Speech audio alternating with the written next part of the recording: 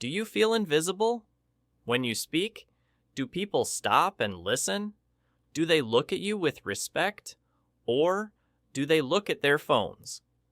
Do they look at their watches? Do they interrupt you? It is a terrible feeling. You have a good idea. You are smart. You know the answer. But when you open your mouth, the power disappears. You feel small. You feel like a child in a room of adults. Why does this happen? Let me tell you the diagnosis. Let me tell you the lie, and then let me tell you the truth. The lie is this. You think speaking smartly means using big, difficult words. You think it means speaking fast. You think you need to sound like a dictionary or a professor. You think intelligence is about complexity. That is wrong. That is a lie. Here is the truth. Smart speaking is about clarity. It is about control. It is about making the other person understand you easily. It is not magic. It is not a special gift from God.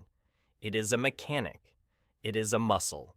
Like lifting a heavy weight, you can build this muscle. You can train this muscle. Today, I will give you the tools. We will fix your English, but more importantly, we will fix your voice. Welcome to Luminary English, where stories light the way to better English. You're not just watching a video, you're stepping into a story. Listen closely, feel every word, and let today be the chapter that changes your English forever. Part 1. The Power of the Pause. Let us begin with the most important tool. This tool is free, it is easy, but almost nobody uses it. The tool is silence. There is a big misconception about silence. Most people think silence is bad. They think silence is awkward. They think if they stop talking, people will think they are stupid. They think smart people have fast answers. They think a fast answer is a good answer. This is a mistake. Let me tell you a story about two men. Let us call them Alan and Ben. First, look at Alan. Alan is in a meeting. His boss looks at him and asks a hard question. Alan, why did we lose money last month? Alan is afraid. He is afraid of the silence. He feels he must answer immediately. He thinks, if I wait, they will think I do not know. So he starts talking before he thinks. He says, well, you see the money, it was, the market, and I think maybe. He stammers. He uses weak words. His voice goes up and down. He looks nervous. He looks like he is guilty. The boss looks at Alan and thinks, he does not know the answer. He is panicking. Alan gave an answer in 1 second, but it was a bad answer. He looks weak. Now look at Ben. Ben is in the same meeting. The boss asks Ben the same question. Ben, why did we lose money last month? Ben does not speak. Ben stops. He looks at the boss. He takes a deep breath. 1 second passes. 2 seconds pass. 3 seconds pass. The room is very quiet. Everyone is looking at Ben. Is he afraid? No.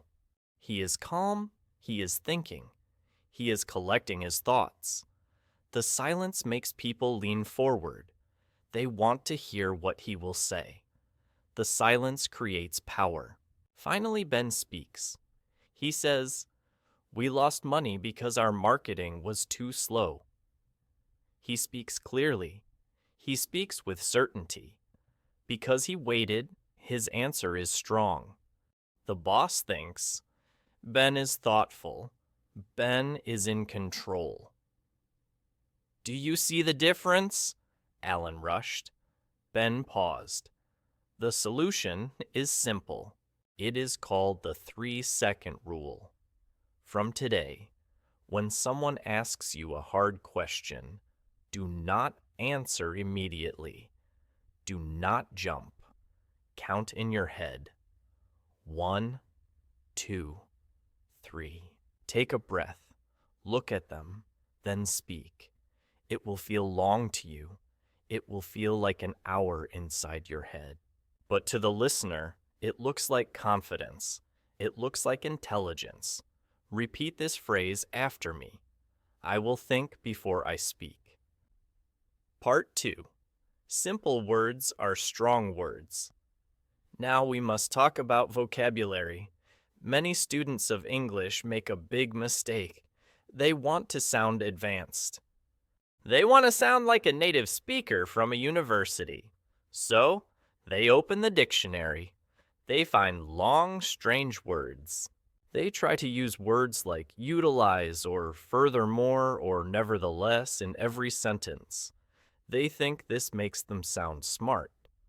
The misconception is that complexity equals intelligence.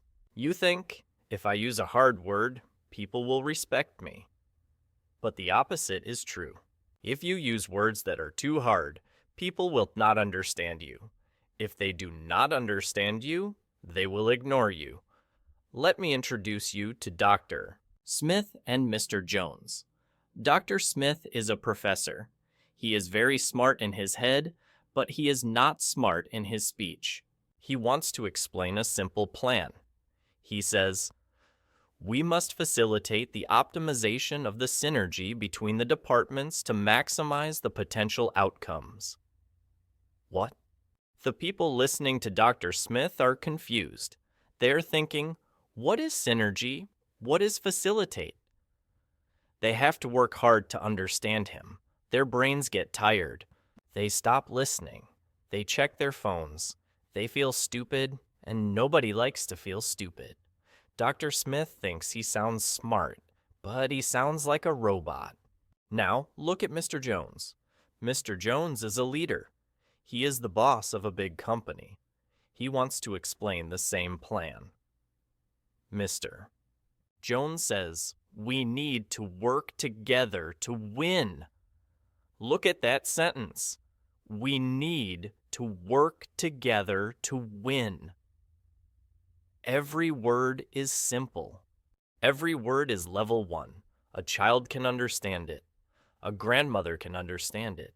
Because the words are simple, the message is strong. It hits the listener like a hammer. Everyone understands. Everyone nods. Everyone follows Mr. Jones. Smart speaking is not about showing off your vocabulary. It is about communication. If I cannot understand you, you are not speaking smartly. Here is the solution. It is called the grandmother test. Before you speak, imagine your grandmother is in the room. Can she understand your sentence? If your grandmother cannot understand, the sentence is too complicated. Change it. Do not say utilize. Say use. Do not say attempt. Say try. Do not say currently. Say now. Simple words are strong words. They are clear. They are honest. Practice this with me. Simple words build strong bridges. Part 3. The speed of trust. Let us talk about speed. How fast do you speak? Many people believe that speaking fast makes them sound smart. They think, my brain is working fast, so my mouth must work fast. They think if they speak slowly, people will get bored. They think if they speak slowly, people will think they are slow in the head. This is a dangerous misconception. When you speak too fast, you sound anxious. You sound like you are selling something cheap. You sound like you are afraid someone will interrupt you. Let me tell you about Lisa and Maria. Lisa is the runner. Lisa speaks like a race car. She has a lot of energy. She says, hello, Iam Lisada Day. We will talk about Mark Eddingtonditis. Very important. Her words crash into each other. There is no space. There is no air. The person listening to Lisa feels stressed. Their heart starts to beat faster. They try to catch the words, but the words are flying away. They cannot trust Lisa because Lisa sounds out of control. Now, look at Maria. Maria is the walker. Maria speaks like she's walking in a beautiful park on a Sunday morning. She's not in a hurry. She enjoys her words. She says, "Hello, I am Maria." Today, we will talk about marketing. It is very important. She has a rhythm. She has a steady pace. The person listening to Maria feels calm. They feel safe. They think, Maria knows what she is doing. Maria has time. When you control your speed, you control the room. A king does not run. A queen does not rush. They walk slowly because they own the ground. You must do the same with your voice. Here is the solution. Imagine you are walking down a set of stairs. You take one step, then the next step, then the next step. You do not run down the stairs. If you run, you will fall. Speak one word, then the next. Give each word its own space. Do not be afraid of being slow. Slow is smooth. Smooth is fast. Repeat this after me. I control the speed of my voice. Part 4. The body speaks. First. You think people only hear your voice. This is wrong. Before you open your mouth, you have already spoken. You have spoken with your body. You have spoken with your eyes. You have spoken with your shoulders. The misconception is that words are the only thing that matters. You prepare your script, but you forget your posture. You forget your face. If your body looks weak, your words will sound weak. It does not matter if you have the best idea in the world. If you look like a victim, nobody will believe you are a leader. Let us look at two men, Kevin and David. Kevin is the shadow. Kevin is very smart. He has a PhD, but look at him. He looks at the floor. His shoulders are down and forward. He tries to make himself small. He crosses his arms to protect his chest. When he speaks, he does not look at people. He looks at his shoes. His body is saying, I am sorry. I am not important. Please do not look at me. So, when Kevin speaks, people ignore him. They talk over him. They do not respect him because he does not respect himself. Now, look at David. David is the statue. David stands tall. His feet are wide apart on the floor. He is stable. His shoulders are back. His chin is up. He looks directly into people's eyes. He has not said one word yet, but everyone in the room knows David is important. His body says, I am here. I am strong. I have something to say. When David speaks, people listen.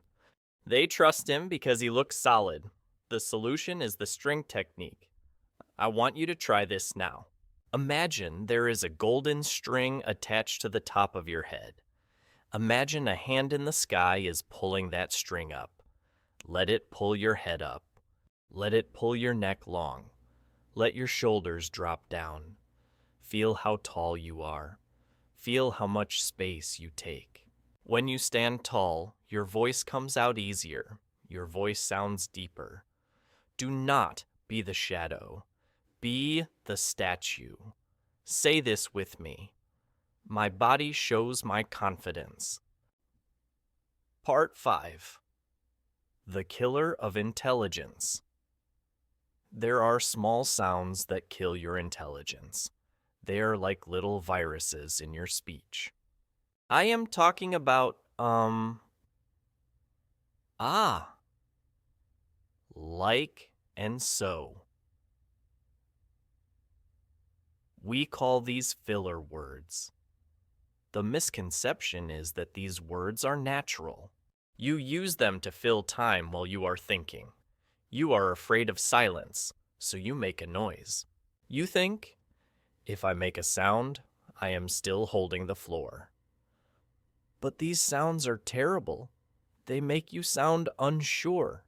They make you sound unprepared. They make you sound young and inexperienced.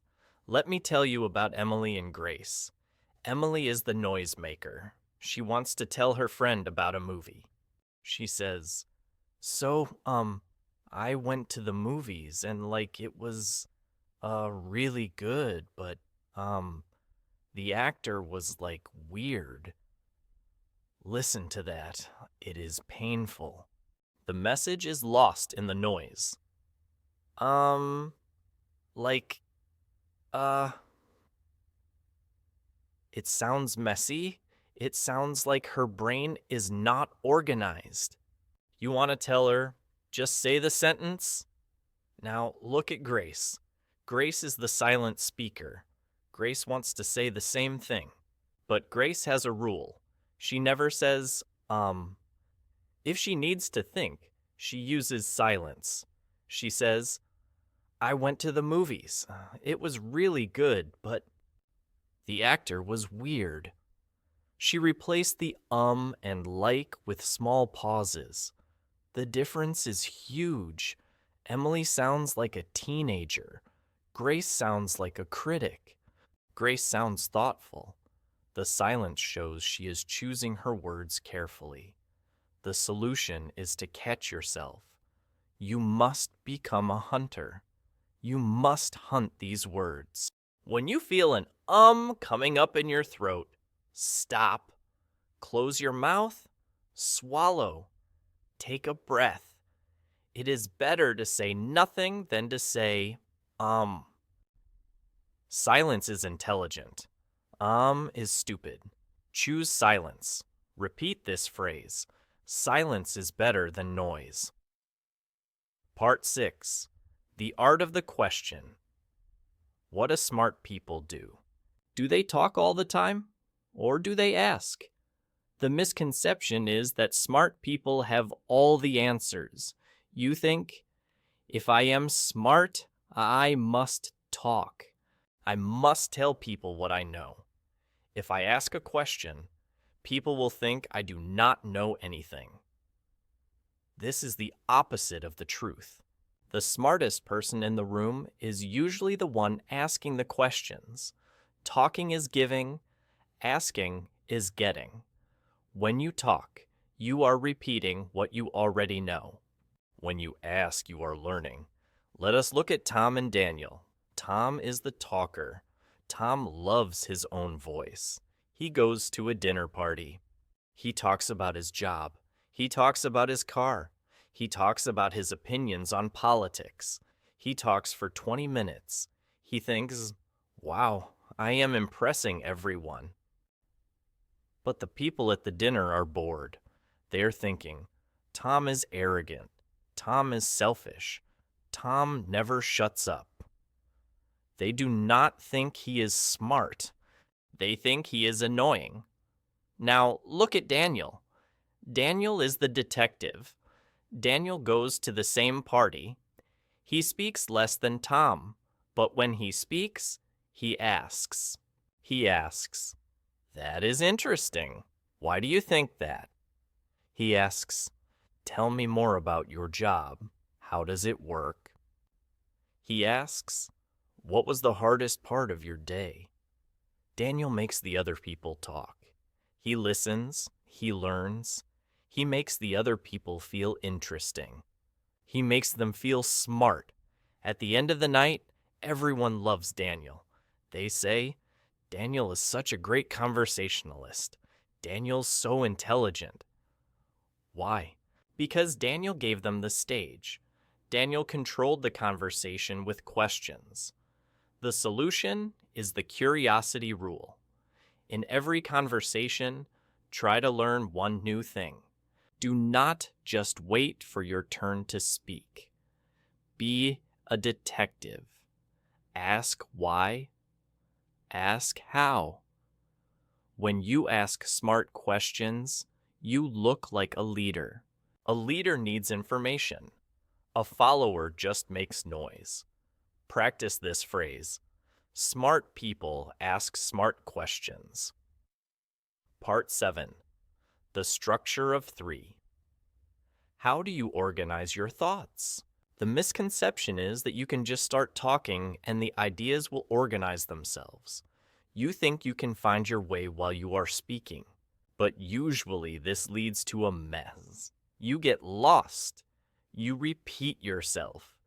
You forget what you wanted to say. Let me tell you about Wendy and Alice. Wendy is the wanderer.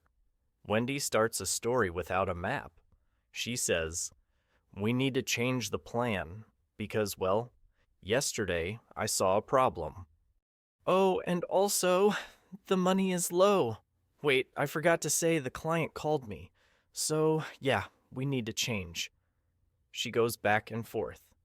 She jumps around. The listener is confused. They do not know what the main point is. Wendy sounds scattered. Now, look at Alice. Alice is the architect. Alice builds a structure before she speaks. She uses the power of 3. She says, "We need to change the plan for 3 reasons. First, the client is unhappy. Second, we are losing money. Finally, we have a better option."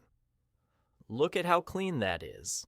First, second, finally. Her brain is organized, so her speech is organized. The listener can follow her easily. They know exactly where she is going. It sounds professional. It sounds logical. The solution is to use signposts. Imagine you are driving a car. You need signs to tell you where to go. Your listener needs signs too. Always use first, next, and finally. Even if you are just telling a simple story about your weekend. First, I woke up. Next, I went to the park. Finally, I ate dinner. It sounds simple, but it makes you sound very clear and very smart. Repeat this after me. First, second, and finally. Part 8. The volume of authority. Now let us talk about volume. I am not telling you to shout. Shouting is for angry people. But I am telling you to project. The misconception is that speaking softly is polite. You think, "I do not want to disturb anyone. I will be quiet." You are afraid to take up space with your sound. But if people cannot hear you, you do not exist. Let me introduce you to Mike and Leo. Mike is the mouse. Mike mumbles. He speaks to his own shirt. He keeps his voice inside his mouth. He says, "Hi, my name is Mike." People always have to say, "What? Can you repeat that? Sorry, I didn't hear you." It is exhausting to listen to Mike. The listener has to work very hard. After a few minutes, the listener gives up. They stop listening. Mike looks weak. Mike looks afraid. Now look at Leo. Leo is the lion. Leo does not scream. He does not hurt your ears. But he projects. He pushes his voice out. He speaks to the back of the room. He says, "Hi, I'm Leo." His voice is clear. It is warm. It fills the space. You do not have to strain your ears to hear him. It is easy to listen to Leo. Because his voice is strong, his message feels strong. The solution is to imagine your voice is a physical object. Imagine your voice is a ball. You are holding the ball. If you are speaking to someone close to you, you throw the ball gently. If you are speaking to a group, you must throw the ball to the person furthest away. Do not drop the ball at your feet. Throw it to the back wall. Fill the room with your presence. Do not apologize for your voice. Say this with me. I speak to be heard. Part 9. Listening is speaking. This might sound strange, but the best way to speak smartly is to listen smartly. The misconception is that listening is just waiting. You think listening is the boring part between your turns to speak. You think listening is passive. This is wrong. Listening is active. Listening is a weapon. Let us look at Will and Sam. Will is the waiter. He is waiting to speak. While you are talking, Will is looking around the room. He is checking his watch. He is looking at his phone. He is thinking about what he will eat for dinner. He is thinking about his next sentence. He is not looking at you. He is not hearing you. How does that make you feel? It makes you feel unimportant. You feel disconnected from Will. You do not like Will. Now, look at Sam. Sam is the sponge. When you speak, Sam looks at you. He looks at your eyes. He does not look at his phone. He nods his head. He makes small sounds like or I see. He absorbs your words like a sponge. When it is his turn to speak, he uses your words. He says, I liked what you said about the project. This creates a deep connection. You feel validated. You feel heard. You think Sam is a genius because Sam understands you. The solution is eye contact and focus. When someone is speaking, treat them like they are the only person in the world. Turn your body towards them. Nod. Show them you are with them. Active listening is a rare skill. If you do it, you will stand out. Repeat this phrase. I listen with my eyes and ears. Part 10. The strong finish. We have arrived at the final habit. This is how you end your sentences. There is a bad habit spreading around the world. It is called uptalk.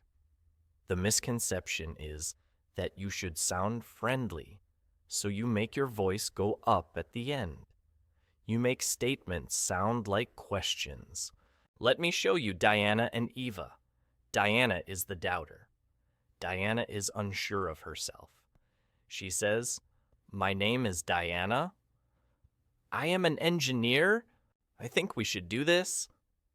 Listen to her tone. It goes up.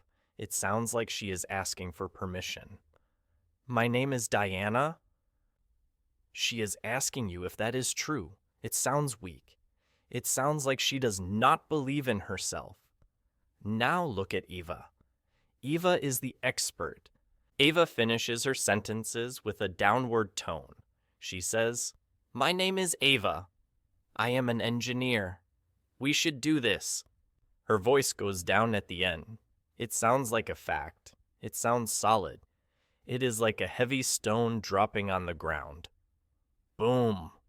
It is not a question. It is a statement. The solution is to imagine a heavy period at the end of your sentence. Not a question mark, a period. Drop your tone, land the plane. Finish strong. If you want people to believe you, you must sound like you believe yourself. Repeat this final phrase. I finish my sentences with power.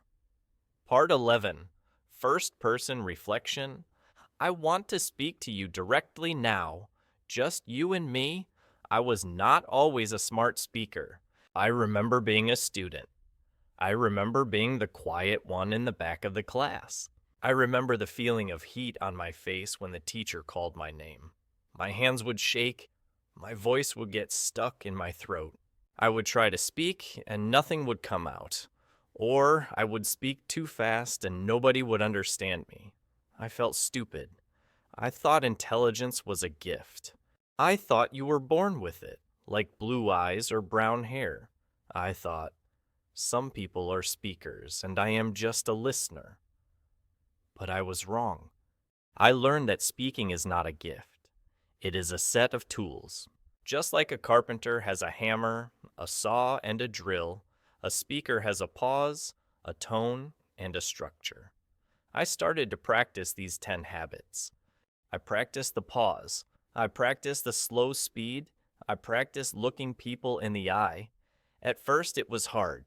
It felt unnatural. It felt like I was acting. But slowly, it became real. The fear went away. The confidence grew. I realized that I could control how people saw me. I could control the room. If I can do it, you can do it. You are not broken. You just need the right tools. Today, I gave you the tools. Now, you must build the house. Outro. So, here is my challenge to you. Do not just watch this video and forget it. Do not just click on the next video. Pick one habit. Just one. Maybe it is the 3-second pause. Maybe it is the grandmother test. Maybe it is removing from your speech. Pick one habit and practice it tomorrow. Practice it at work. Practice it with your family. Practice it when you buy coffee. See how it feels. See how people react to you. If this video helped you find your voice, show me. Like this video, subscribe to Luminary English, leave a comment below and tell me, which habit will you practice first? I want to know. I want to see your progress.